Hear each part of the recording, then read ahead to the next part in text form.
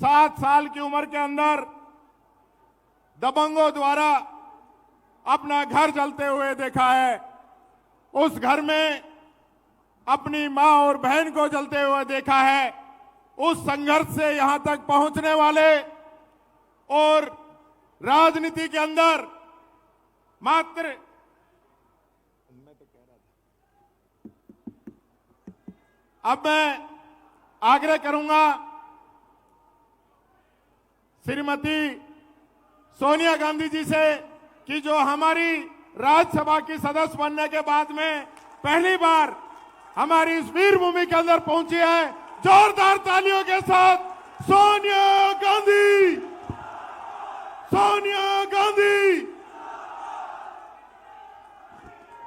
कांग्रेस अध्यक्ष श्री मल्लिकार्जुन खड़गे जी, प्रियंका जी, अशोक गहलोत जी, सचिन पायलट जी, राजस्थान कांग्रेस के अध्यक्ष दोतासरा जी, सीएलपी लीडर टीकाराम जूली जी, उपस्थित कांग्रेस के वरिष्ठ नेतागण, कार्यकर्तागण, भाइयों और बहनों, वीरों और देशभक्तों के इस महान प्रदेश के प्रतिनिधि के तौर पर इस कार्यक्रम में आज आप सबके बीच आकर मुझे अपार गर्व हो रहा है।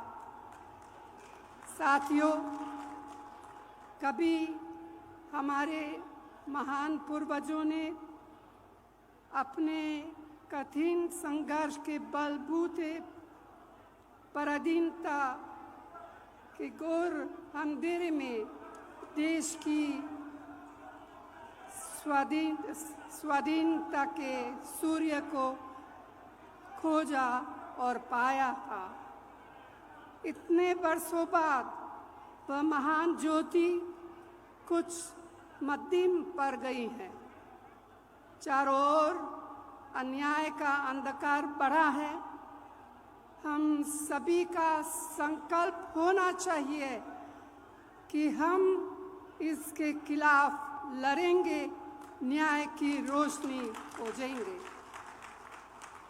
भाइयों और बहनों, हमारा देश पिछले 10 साल से एक ऐसी सरकार के हवाले हैं जिसने बेरोजगारी, महंगाई, आर्थिक संकट, असमानता और अत्याचार को बढ़ावा देने में कोई कसर नहीं छोड़ी है। इस मोदी सरकार ने जो जो किया है वह हमारे आपके सामने है। इसीलिए यह समय हताशा से भरा हुआ है, लेकिन जान लीजिए कि हताशा के साथ ही उम्मीद का भी जन्म होता है। मुझे पूरा यकीन है कि कांग्रेस के हमारे साथी न्याय के दीपक को अपने सीने की आग से जलाएंगे और हजार आंधियों में उसे संभालकर आगे बढ़ेंगे, क्योंकि यह देश सिर्फ चंद लोगों की जागीर नहीं है। यह देश हम सब का है। इसे हमारे पुरखों ने अपने खून से सींचा है। इसकी हवाओं में हमारी माँ बहनों के पसीना का नमक है। यह देश हमारे बच्चों का आंगन है। इस देश के मासूम बच्चों से उनके हिस्से का न्याय छीना नहीं जा सकता। भाई और बहनों, देश के ऊपर हो जाने की बात सपने में भी नहीं सोची जा सकती। क्या कोई देश से बड़ा कोई हो सकता है? जो ऐसा सोचता है, देश की जनता, मेरी प्यारी बहनें, नौजवान, किसान, मजदूर, आदिवासी, उसे सबक सिखा देते हैं। दुर्भाग्य से आज हमारे देश में ऐसे नेता सत्ता में विराजमान हैं।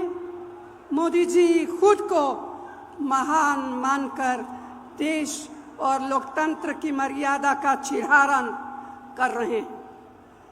विपक्षी नेताओं को डराने धमकाने, भाजपा में शामिल कराने के लिए तरह तरह के हथकंडे अपनाए जा रहे हैं। तो भाइयों और बहनों, आज हमारे देश का लोकतंत्र खतरे में है। मेहनत से कड़ी की गई लोकतांत्रिक संस्थाओं को राजनीतिक सत्ता का हथियार से बर्बाद किया जा रहा है।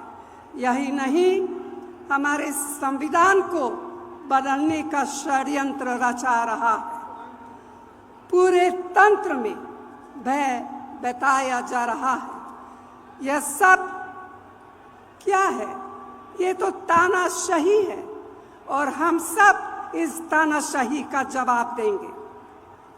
आज रोज की कमाई से खाने पीने का सामान तक जुटा पाने मुश्किल है।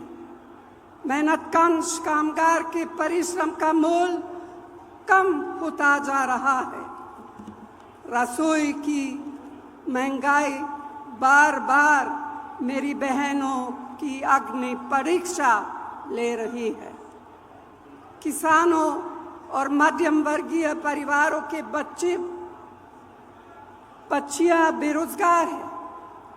गरीब जितना जोर लगा ले, उसके पास शक्ति, सफलता और रोशनी पहुंच नहीं पा रही है।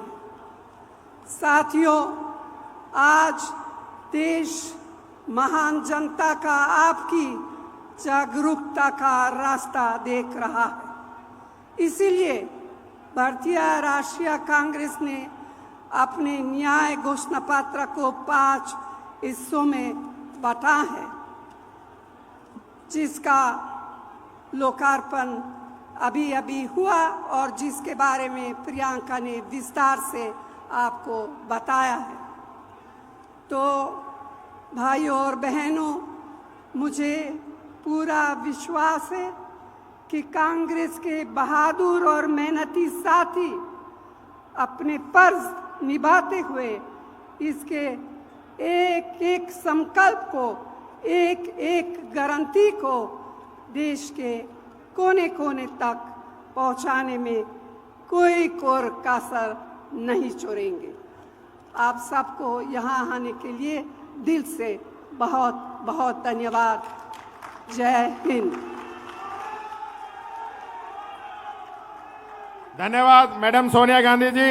अब मैं आग्रह करूंगा कांग्रेस पार्टी के राष्ट्रीय अध्यक्ष आदरणीय मल्लिकार्जुन खड़गे साहब से कि वो आए और अपनी बात आप लोगों के बीच में रखे, जिन्होंने दशकों से अपने सामने चुनाव लड़ने वालों को धूल चटाई है। मात्र 82 साल की उम्र तक एक चुनाव में हारे हैं, बाकी कहीं भी चुनाव लड़े सारे चुनाव जीते हैं। ऐसे हमारे राष्ट्रीय अध्यक्ष खड़गे साहब, जोरदार एक बार नारा, मल्लिकार्जुन खड़गे। धन्यवाद। आज के इस चुनावी घोषणा पत्र जारी करने के मौके पर हमारे सीपीपी के अध्यक्ष और कांग्रेस के भूतपूर्व अध्यक्ष सोनिया गांधी जी और इस मौके पर जो हमारे को सभी को संबोधित किए, श्रीमती प्रियंका गांधी वाड्रा जी,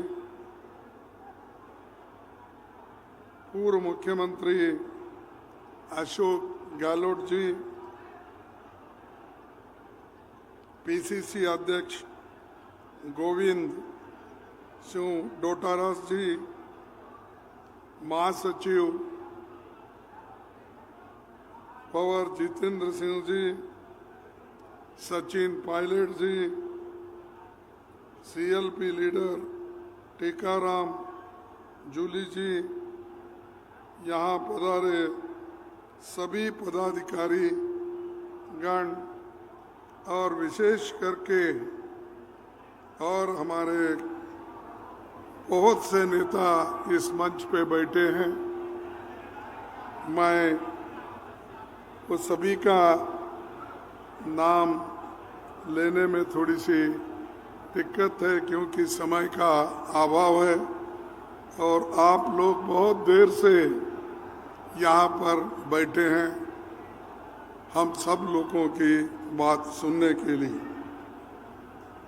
अब सारी चीजें प्रियंका गांधी जी ने हमारे घोषणा पत्र का एक एक करके आपको बताया और जो हमारी 5 न्याय गारंटी है और उसके तहत 25 गारंटी हमने आपको करके देने का वायदा कर रहे हैं। अगर हमारी सरकार आई, निश्चित रूप से हम सभी गारंटी को अमल में लाएंगे। हम कभी झूठ बोलने वालों में नहीं हैं, जैसा कि मोदी झूठ बोलते हैं और हर जगह जाते हैं कुछ ना कुछ नया झूठ बोल के आते हैं। उन्होंने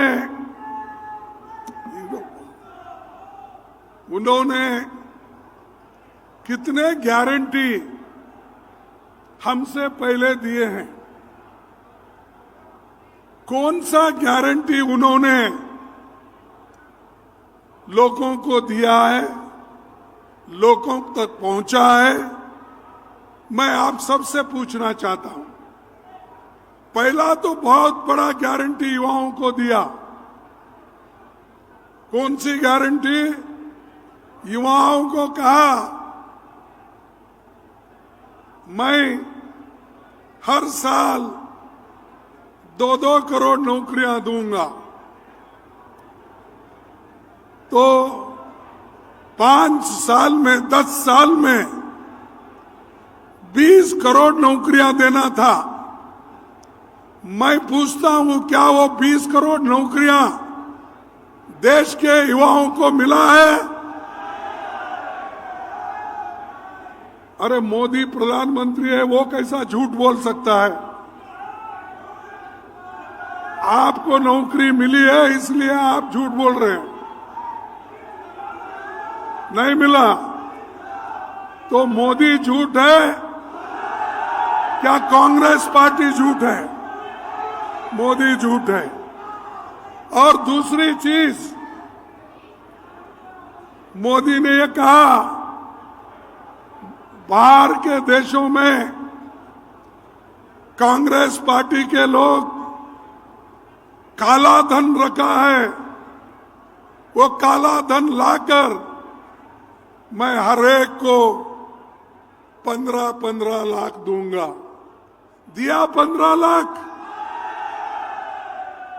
अरे प्रधानमंत्री कैसा झूठ बोलता है भाई?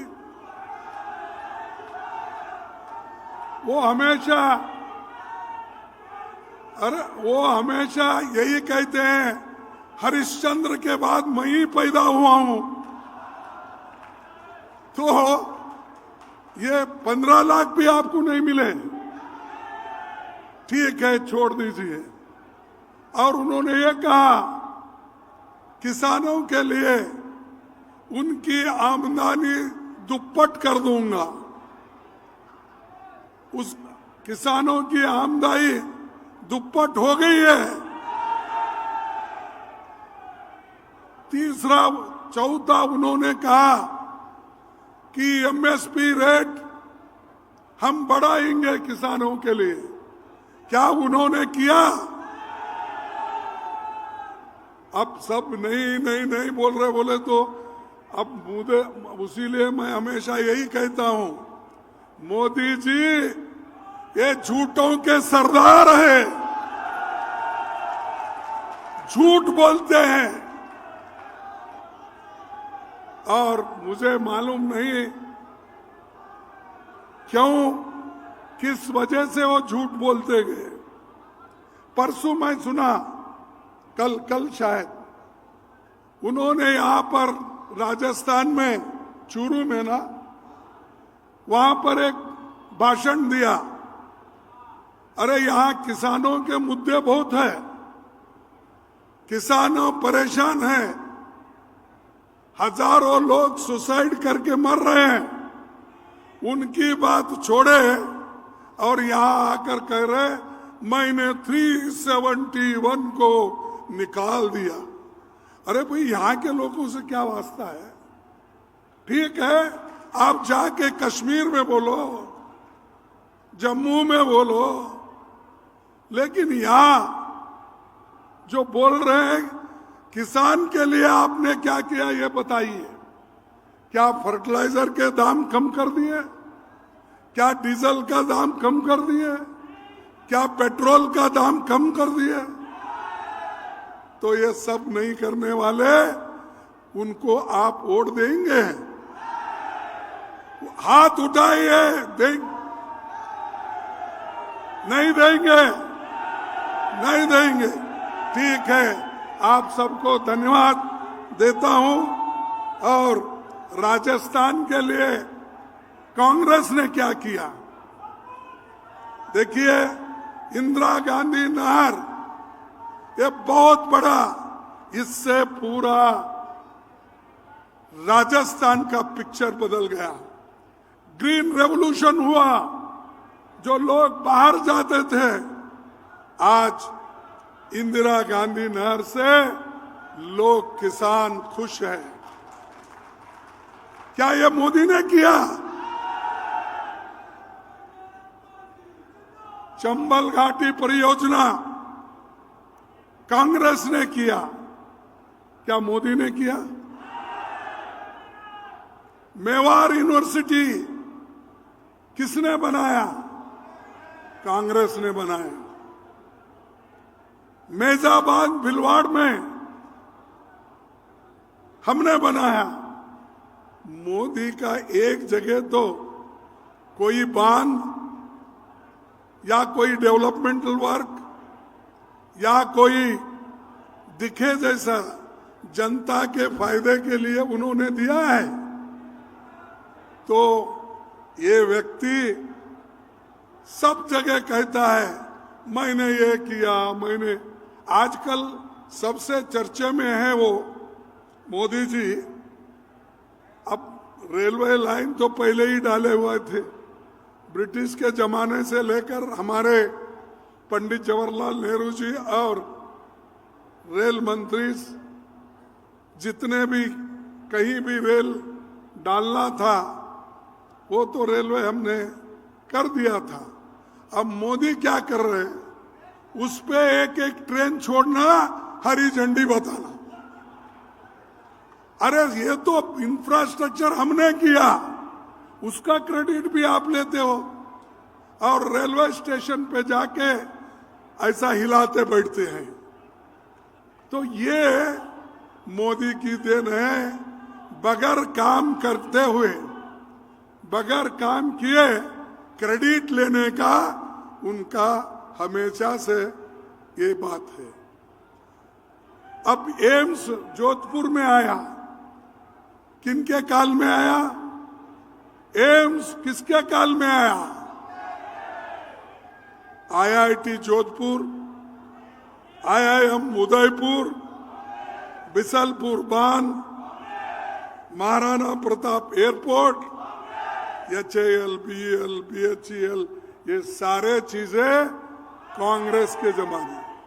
और मोदी जी कहते हैं देश का विकास हो रहा है और मैं देश के विकास के लिए काम कर रहा हूं। और इस बार नया सॉन्ग लाए हैं, नया ड्रामा कर रहे हैं। क्या कर रहे हैं कि वो कह रहे हैं मोदी की गारंटी, वो पार्टी का नाम भी नहीं बोलते या वो बीजेपी का नाम नहीं बोलते।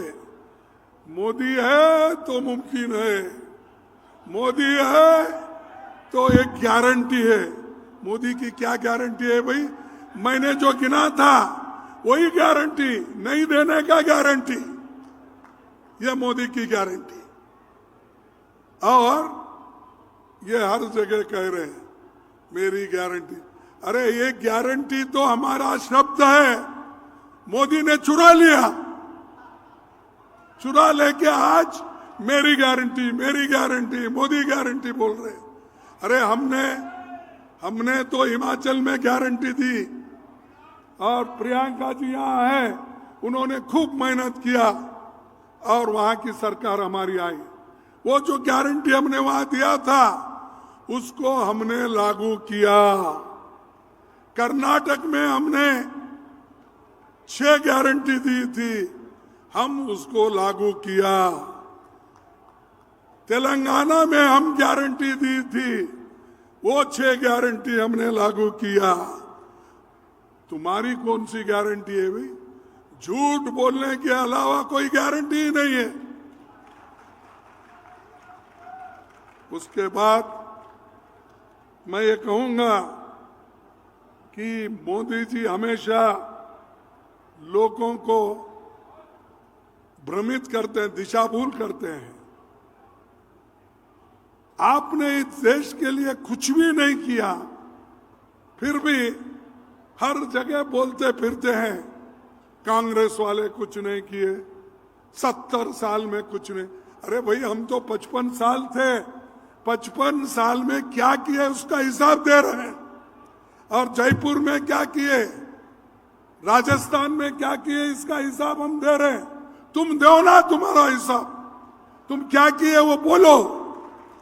बोलने की ताकत उनमें नहीं है, सिर्फ गालियां देने की है।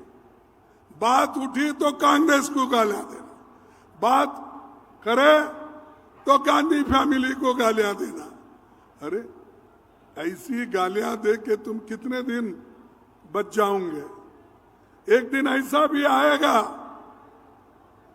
कि तुम जो बातें कर रहे हैं, गद्दी से उतरने के बाद लोग यही सवाल पूछेंगे तुमने देश के लिए क्या किया? ये गालियां आपने दी, ये ले लो तुम्हारे गालियां वापिस। तो ये जो हमेशा अब फॉरेन पॉलिसी उनकी, विदेश नीति में भी उन्होंने हर बार कहा देश मजबूत हुआ। ठीक है, मजबूत भी हुआ। हमारे जमाने में तो इंदिरा गांधी जी पाकिस्तान के 2 टुकड़े करके बांग्लादेश को आजाद कराया। ऐसा कोई उदाहरण है?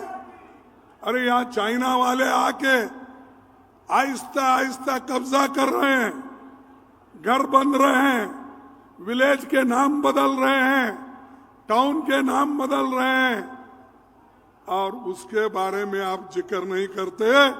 लेकिन आप सिर्फ कि मैं मजबूत हो गया, मेरी 56 इंच की छाती है। भाई तुम्हारी 56 इंच की छाती तुम्हारे पास रख लो, और तुम्हारी 56 इंच है, 55 इंच है, 54 इंच है, क्या है? एक आधा टेलर को बुलाएंगे और टेप लगा के देखेंगे और क्या है। तो ये जो मोदी जी ये लोगों को कुछ नहीं किए, इसीलिए आज हमने 5 गारंटी और 20 उसके तहत 25 गारंटी हम दे रहे हैं सबके लिए। युवाओं के लिए दे रहे हैं, महिलाओं के लिए दे रहे हैं, किसानों के लिए दे रहे हैं, और हमारे दूसरे कारागार के लिए दे रहे हैं, श्रमिक को दे रहे हैं। ये सब 5 गारंटी हम इसलिए दे रहे हैं कि उनका जीवन सुगम हो, लेकिन इसके बारे में मोदी कभी बात नहीं करते। जो बात आपके तरफ से पार्लियामेंट में करता है, राज्यसभा में करता है, उनको सब बाहर डालते हैं। हम जब यहाँ पर सेशन चल रहा था, दिल्ली की लास्ट सेशन में, इन्होंने सैकड़ों लोगों को बाहर निकाला और बाहर निकालकर सदन चलाया। ये कौन सी डेमोक्रेसी है? हमको बाहर डाल के अगर आप सदन चलाते हो तो आप कौन से डेमोक्रेसी में है? इसीलिए ये लड़ाई सिर्फ न्याय की नहीं है, या ये लड़ाई सिर्फ आपको कुछ देने की बात नहीं है। सबसे बड़ा ये जो लड़ाई है, डेमोक्रेसी को बचाना और लोकतंत्र को बचाना, और उसी तरह देश के संविधान को बचाना। जब तक देश का संविधान सुरक्षित नहीं होगा, किसी को भी कुछ मिलने वाला नहीं है। और मोदी, उनके लोग, आरएसएस के लोग, वो चाहते हैं कि ये जो संविधान है इसको निकालें। उनके बहुत से एमपी, उनके बहुत से लीडर्स हर जगह भाषण देते हैं कि बीजेपी को आप, मोदी जी को आप 2/3 मेजॉरिटी दो, इस देश का संविधान हम बदल के देंगे। क्या आप बदलना चाहते हैं? तो इसलिए लड़ना पड़ेगा, आपको लड़ना पड़ेगा अपने हकूक के हिफाजत के लिए, दूसरों के लिए नहीं। डेमोक्रेसी बचाने के लिए आपको लड़ना पड़ेगा। और जो गरीब है, पिछड़े हैं, दलित है, आपके लिए जो कुछ मिला है आजादी के बाद मिला है।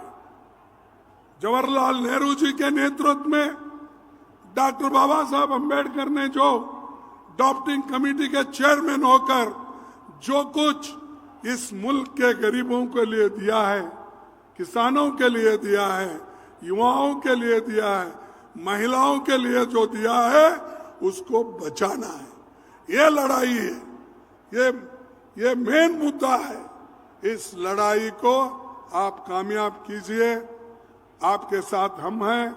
और कोई कितने मोदी आने दो, जाने दो, अगर तुम मजबूत हो तो कोई इस देश में डेमोक्रेसी को मिटा नहीं सकता, संविधान को निकाल नहीं सकता।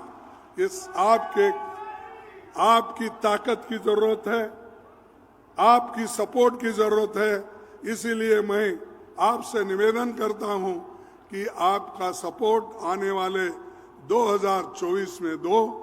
और एक तरफ हमारी गारंटी आपके पास है, दूसरी तरफ सबसे बड़ा मुद्दा डेमोक्रेसी और कॉन्स्टिट्यूशन को बचाने का है।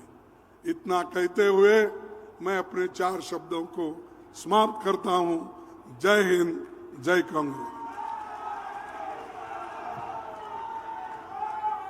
जय हिंद, जय हिंद। अरे जोर से बोलो, यहां से दिल्ली तक आवाज जाना चाहिए। मोदी अगर सो भी गए हैं तो उठना चाहिए। क्या गड़बड़ हो रहा?